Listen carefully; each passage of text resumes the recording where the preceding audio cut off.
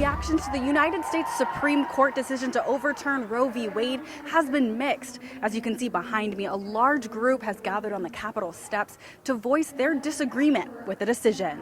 The deadline to get on the ballot for Michigan's August 2nd primary was Tuesday, and a total of 10 Republican candidates have thrown their hats in the ring, possibly the largest number of candidates on one side in Michigan's history. There are only 4 Hispanic members currently serving in the legislature.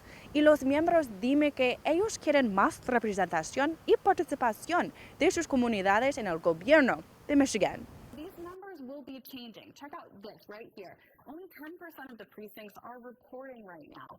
So that means there's a whole lot more votes to come in. You'll see this map change a whole lot. Hundreds gathered on the Capitol steps for a rally over the police killing of Patrick Lyoya. Speakers called for the identity of the officer to be released, along with broad reforms within policing. Critical race theory is not being taught in Michigan. There are no plans to have it taught in Michigan, according to the Michigan Department of Education. So how would you, as governor, guide schools to teach about diverse populations, race, and racism here in Michigan? 2 years into the pandemic, and work looks a little different than it did before.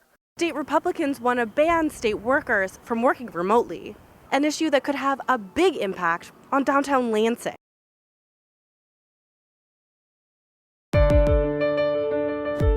For months, we've been hearing about a so-called red wave, the idea that Republicans across the country and right here at home will easily win their elections and unseat Democrats. But one expert I talked to says that red wave is looking pretty purple. Congressional elections do tend to go in partisan waves. That is, one side tends to gain in each election cycle. And the long-running pattern is that the midterm election tends to go against the party of the president. Think of politics like a pendulum, swinging from left to right. In presidential terms, in 2016, it swung from the left with President Barack Obama to the right with President Donald Trump, then back again when President Joe Biden was elected 4 years later. In particular, the first midterm of a new president is usually associated with losses for that party's president. Which basically means we tend to see more elected officials from the opposing party winning elections in the midterms. And that happens at the state level too. If a governor is performing really well, people running in lower races might receive a little bump for being in the same political party. But that's not always the case.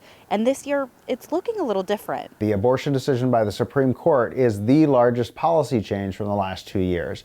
So if you believe that midterms are a reaction against the policy of the incumbent party, then a normal factor that would help the out of power party is actually hurting them. Grossman tells me other factors like the high rates of inflation and even crime are important factors influencing that pendulum. Here in Michigan, the issue of abortion has been deeply important and is no doubt influencing the race. Governor Whitmer has been a staunch supporter of abortion rights, and Tudor Dixon, her Republican counterpart, has been vocally anti-abortion with no exceptions. Well, it's very clear that Tudor Dixon has been outspent and Republicans have been outspent in this election. We're still very confident we'll be able to get what we need at the end of the day and ensure that Republicans win. A poll conducted by the Detroit News and WDIV-TV shows Whitmer with a 17-point lead over Dixon with just 5 weeks before the election. But trends are made to be bucked, and one thing these two do agree upon: it's looking more purplish than it was last year. You know, no race is expected to be easy in Michigan. It's a purple state after all. We'll have to wait until after the election to find out if those trends hold true. For now, I'm your senior political reporter, Elle Meyers, Fox 47 News. This year's petition process has been plagued by rampant fraud.